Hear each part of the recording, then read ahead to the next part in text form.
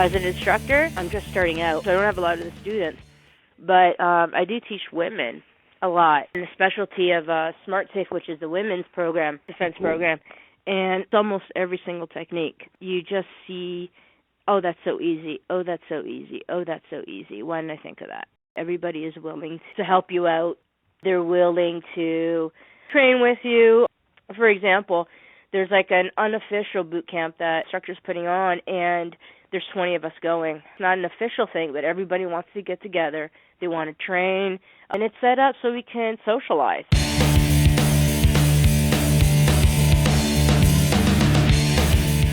CKM kit is for 4 to 12-year-olds. And again, it gives you the self-discipline, everything that traditional martial arts does, but really it's focused on situational stuff. The stuff that I'm certified up to, I do bullying and predator. And the bullying is school-friendly techniques. If you're not doing anything, you're just getting out, and then you're notifying everybody that it wasn't my fault. And the predator stuff deals with what if they pick you up and put you in a car? What if they're grabbing you from the hand? What if they're grabbing you from the shirt? And really identifies to kids the difference between bullying and the threat of bullying and then the threat of being abducted. And in the middle of that, you're doing champion talks, talking about maybe nutrition or exercise or being mean or all this other stuff, depending on what your topic is. And when you're doing the games, these are skill games. So I like doing obstacle courses for the kids. I'll get like weightlifting benches, and I'll get different things so they go under, over. They're rolling medicine balls. So they're always doing something fun, playing tag, something as simple as playing tag, but at the same time, they're doing something with it, something as simple as getting a beach ball and throwing it from left only, then right only. So they're all skill type of fun games, and of course you're guising it in the sense of, you know, this is fun, but at the same time you're teaching them how to do stuff.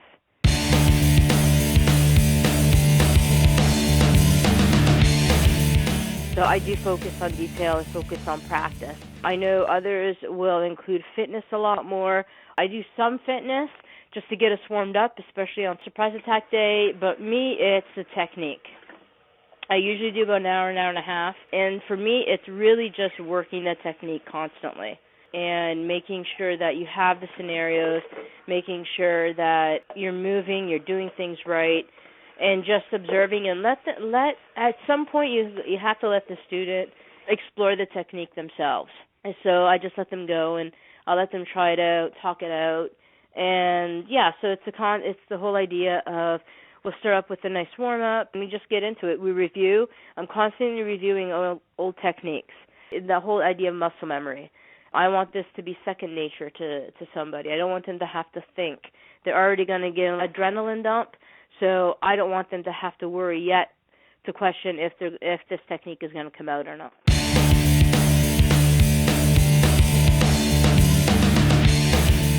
A lot of the times, to be honest, in traditional martial arts, you don't see it as much, or you see this constant tradition. Whereas CKM, you're allowed to evolve the techniques. And really, CKM is just this combination of different ideas in different martial arts, but it is more fluid than some of the more traditional martial arts.